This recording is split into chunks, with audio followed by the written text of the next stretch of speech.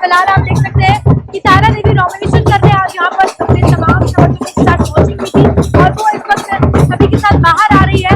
ढोल लगाने यहाँ पर बजाए जा रहे हैं और सैकड़ों की संख्या में जो समर्थक है वो पहुंचे हुए हैं। देखते हैं कि इस बार तारा देवी की ओर से क्या रणनीति तैयार की गई है, क्योंकि आपको बता दें कि ऋग्वेद महतो वहाँ के वर्तमान विधायक थी और उनकी पत्नी तारा देवी इस बार जो है वो मैदान में उतरी हुई है।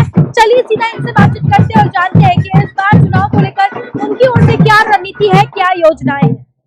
नहीं, प्लान क्या, आशीर्वाद क्या है, भगवान, ये भगवान ही दिया, प्रभु श्री राम जी ही दिए सारे लोगों को आशीर्वाद। और मुझे पूरा विश्वास है कि ऐतिहासिक मतों से चुनाव जीतेगी तारा देवी और पूरे धनबाद लोकसभा क्षेत्र में 6 का 6 सीट हम लोग ऐतिहासिक मत से जीतने जा रहे हैं। ये जो 6 विधानसभा क्षेत्र में हम लोग प्लान कर रहे हैं, कई जगह भी घोषणा भी नहीं हुई है, टुंडी में नहीं हुआ है, अभी कांग्रेस धनबाद में भी नहीं किया। देखिए वहाँ पे क्या है, ये आला कमान ही उसका बता सकते हैं, मगर हम लोग मतलब पूरे मजबूती के साथ चुनाव लड़ रहे हैं और मजबूती के साथ सरकार भी बना रहे हैं। राज्य की स्थिति क्या होगी? राज्य की स्थिति भारतीय जनता पार्टी के आने से राज्य की स्थिति तो बेहतर होगा। उग्रवाद समाप्त होगा, आतंकवाद समाप्त हुआ है, भ्रष्टाचार समाप्त होगा, भ्रष्टाचारी लोग जेल जाएंगे, जो जात पात के नाम पर, क्षेत्रवाद के नाम पर राजनीति करने वाले, गुंडागर्दी करने वाले लोग को सफाया होगा। कुछ चुनौती सामने आ रही है दादा? कोई चुनौती नहीं है। इस राज्य के लोगों ने 5 वर्षों में झारखंड मुक्ति मोर्चा कांग्रेस के इस चरित्र और चेहरा को देखा है। जो उन्होंने वादा जो किया था कि 5 वर्षों में झारखंड मुक्ति मोर्चा कांग्रेस ने जो चुनावी घोषणा पत्र में 2019 में उन्होंने कहा था कि प्रत्येक घर में प्रत्येक लोगों को हम सरकारी नौकरी देंगे, एक भी नौकरी दिया ना, एक वादा पूरा किया। इसलिए ये सरकार समाप्त की ओर है, अंतिम चरण है, खत्म हो चुका है। बस आने वाला समय भारतीय जनता पार्टी कांग्रेस के पास कोई कैंडिडेट नहीं, कांग्रेस में कोई जाना नहीं चाहता, अच्छा आदमी लड़ना ही नहीं चाहता चुनाव। भाजपा के लोग कोई नहीं जा सकता है। हमारे साथ इस वक्त तारा देवी की बेटी मौजूद है, हम उनसे बातचीत करते हैं। बताइए, आज आपकी मम्मी यहाँ पर आई नॉमिनेशन करने के लिए, क्या उत्साह और क्या रणनीति है चुनाव की? उत्साह तो बहुत ज्यादा, इतनी भरी बारिश में भी इतने सारे जनता आए हुए हैं, महिलाएं भी बढ़ चढ़ के आई हुई है, तो उत्साह तो बहुत ज्यादा है और दिख रहा है लोगों में। इससे हम लोगों को भी बहुत कॉन्फिडेंस मिल रहा है कि नहीं, जनता का पूरा साथ है, प्यार है और रणनीति है, तैयार है, एकदम अच्छे से करना है, सबको साथ लेके चलना है, सारे समाज के लोगों को साथ लेके चलना है। संगठन भी कर रही है, संगठन सब कुछ तैयार रखी है, तो उस हिसाब से सब कुछ। केंद्र के जो जनता है उनका प्यार आपके पिता के लिए तो हमेशा से ही रहा है, और क्या लगता है कि इस बार आपकी, क्योंकि माँ उम्मीदवार के तौर पर खड़ी है, क्या समर्थन आप पब्लिक का मिलने वाला है? बिल्कुल बिल्कुल, पिताजी से ज्यादा ही मिलेगा। बहुत ऐसे भी हैं जो बाहर के भी हैं, वो लोग भी समर्थन कर रहे हैं। माँ को पूरा समर्थन भी है, साथ भी है और प्यार भी है माँ के साथ। महिलाएं भी बढ़ चढ़ के हिस्सा ले रही है, तो ये चीज भी बहुत खुशी की बात है कि महिलाओं को भी अच्छा लग रहा है कि नहीं, हमारी महिला उम्मीदवार है, उनको जिताना है। क्या लगता है कि जब वो अगर जीत जाती है तो महिलाओं के हित में वो क्या करेंगी? आप भी एक महिला है, तो कुछ ऐसी योजना जिस पर आप लोगों ने डिस्कशन किया हो कि अगर चुनाव जीतते हैं तो फिर किस चीज पर फोकस किया जाएगा? देखिए, अगर नहीं, उनको जीतना तो एकदम पक्का है, उनका जीतना। और वो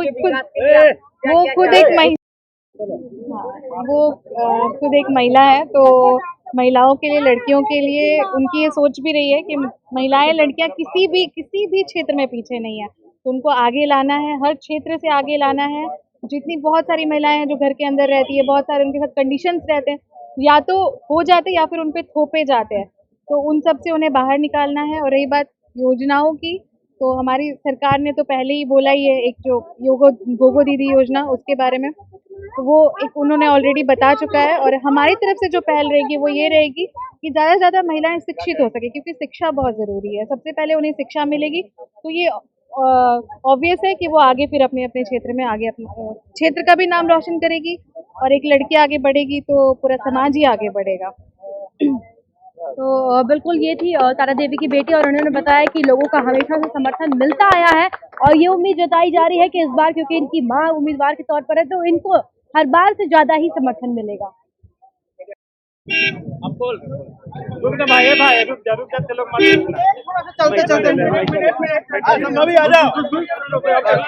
तारा जी, अब बताइए, नामांकन पत्र दाखिल कर दी है, अब किस तरह का प्लान है, बताइए।